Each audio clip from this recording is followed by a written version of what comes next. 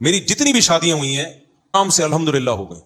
पहली शादी हुई लड़की के जो दुल्हन के अब्बा आए और मेरी वालदा पंजाब में थे, हम अपनी वालदा के साथ चले गए। रास्ते से हमने भावलपुर से अपने भाई और भाभी को उठा लिया, वहां गए, बस यही बारात थी, हमारा निकाह हुआ और मैं, मेरी वालदा और जोजा बाय इराक, खत्म हो गया, शादी हो गई। अगले दिन मैं घूम रहा हूँ, लोग कह रहे हैं साहब कल आपका बयान था, आप थे नहीं। मैंने कहा मैं शादी में गया हुआ था। किसकी? मैंने कहा अपनी। आप यहाँ थे, आपकी शादी भी हो गई? मैंने कहा शादी में तो वो बोले कबूल है, हमने बोला कबूल है, तो हो गई, इसमें क्या है? मैंने कहा वलीमा कर लूंगा मैं, आप बेफिक्र रहें। वलीमा भी अपनी जो मेरी हैसियत थी उसके हिसाब से कर लिया, जितने पैसे थे उसके हिसाब से कर लिया, कोई कर्जे नहीं लिए, कोई उधार नहीं लिए, अपनी औकात देखी कि यार इतनी औकात बनती है तो उस हिसाब से कर लो। लोगों ने तो बातें बनानी होती हैं, लेकिन जो मुर्गे खा खा के आपके वलीमों के लाखों रुपए के मुर्गे खा के क्या वो बातें नहीं बनाते? वो ये कहते हैं बड़ा सखी है, ना ना ना, जरा सी एक बोटी भी कच्ची निकल आई ना, आपके करोड़ों रुपए बर्बाद होंगे। भूल जाते हैं 1.5 हफ्ते 2 हफ्ते बाद कि किसने महंगा वलीमा खिलाया था और किसने सस्ता। मैंने एक चिकन बिरयानी बनवाई थी, गुंजाइश इतनी थी, मैंने कहा इतने आदमी ये बिरयानी, और मना कर दिया कोई लिफाफा नहीं लेके आएगा। लिफाफों का ट्रेंड चल रहा है, लिफाफों में वो लाया तो फिर आप भी लेकर जाओ, लो ही नहीं, ना लेके जाओ ना लो, मना कर दिया कोई लिफाफा शिफाफा नहीं होगा, तमीज से खाओ। ने कहा बोटियां गली नहीं थी, एक साहब ने कहा सही तरह गली नहीं थी। हमारे बस में जितना गला सकते थे हम गला दिए भाई, इससे ज्यादा हमसे नहीं होता था। खाना है खा, नहीं तो पतली गली से निकल। फिर दूसरी भी ऐसे ही हो गई हमारी, अभी ऐसे ही हुआ। मैं दूसरी में तो कोई था ही नहीं ना, आते तो पिटते, दूसरी में तो इतने अफराद भी नहीं थे। जब हुई है तो मेरे भाई, मेरा छोटा भाई मेरा साथ दे रहा था, 2-4 दोस्त मेरा साथ दे रहे थे। जब निकाह का टाइम था ये भी भाग गए, हाथ पांव इनके कांपने लगे। उन्होंने बोला पकड़े तो पिटेंगे हम, शादी तुम कर रहे हो, पिटेंगे कौन? खानदान में जब पता चलेगा कौन कौन था, तो ये था और वो था, तो हम भी पिटेंगे। अब मैं वहदहू ला शरीका लहू हो गया, उस सेंस में नहीं कोई फतवा लगा दो मेरे ऊपर, ये नहीं अकेला हो गया मैं। 2-4 दोस्त उधार लिए, कभी कहा जाओ यार वो लड़की के अब्बा क्या बोलेंगे, कोई किसी को तो लेके आना। तो हम गए मस्जिद में, हमारा निकाह हुआ। अब रात को रुखसती थी, मैंने घर से शॉर्ट होना था, अम्मा को क्या बताता कहां जा रहा हूं। इत्तेफाक से जुमेरात थी, मदनी मस्जिद बेहतरीन काम आती है ऐसे मौके पे, जुमेरात को बेहतरीन ऑप्शन था मेरे पास कि जुमेरात है भाई। तो रुखसती में भी हमारी जो जोजा, उनके वालिदैन थे, हम थे, और शायद एक आध महल्ले पड़ोस की जिनको पता था। बाकी जो हमारे घर वाले थे उनके रिश्तेदार थे, उनके रिश्तेदार थे। हो गया वलीमा। 2 कमरों का, 1 कमरे का मैंने घर लिया था, मेरी औकात यही थी भाई, इससे ज्यादा मेरी औकात थी नहीं। 1 कमरे का घर मैंने रेंट पे लिया, उसमें 1 किचन 1 वॉशरूम, 2,500 उसका किराया था।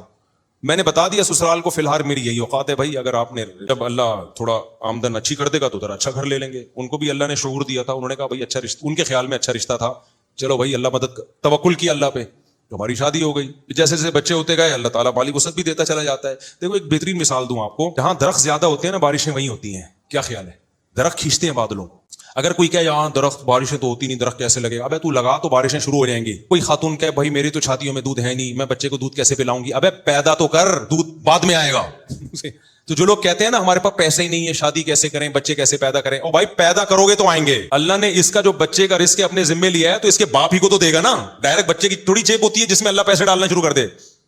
तो हमने इस फलसफे को हम जानते थे भाई अभी तो पैसे नहीं है, जब शादी होंगी बच्चे होंगे तो पैसे भी क्या होंगे, आ जाएंगे। फिलहाल 1 कमरे का घर में किराए पे ले सकता था, 1 कमरे का घर हमने ले लिया। कि मैं दीवार में ना कील ठोक रहा, घड़ी लगा रहा था, तो मालिक मकान पड़ोस में रहती थी, उसने कहा दीवारों का बेड़ा गर्क कर रहे हैं। उसको पता नहीं था मुझे आवाज आ रही है, मुझे अभी तक याद है, दीवारों का बेड़ा गर्क कर रहे हैं। तो मेरा बड़ा एहतराम करती थी, जी मौलाना साहब है, बड़ा इज्जत देती थी मुझे। वो मालिक मकान खातून थी, अल्लाह करे कि वो हयात हों, अल्लाह उनकी बरकत दे, और अगर इंतकाल हो गया तो अल्लाह मगफिरत करे। तो बड़ा इज्जत देती थी ना मुझे, मौलवी साहब हैं माशाल्लाह। उनको नहीं मैंने बताया था मेरी दूसरी है, वरना किराए पे घर ही नहीं देते कि किराए पे घर मांगोगे मालिक मकान नहीं देगा। उनको हमने ना ये बताया, वो समझ थी पहली अकलमंद आदमी लग रहा है तो पहली कर रहा होगा। वो बड़ा इज्जत थे माशाल्लाह माशाल्लाह बेटा। तो वो वैसे उनकी दीवार हमारे बिल्कुल साथ लगती थी, आवाजें आती थी, तो मैं कील ठोक रहा हूँ, कहीं दीवारों का बेड़ा गर्क कर रहे हैं। मुझे बड़ा अच्छा लगा उनका ये जुमला।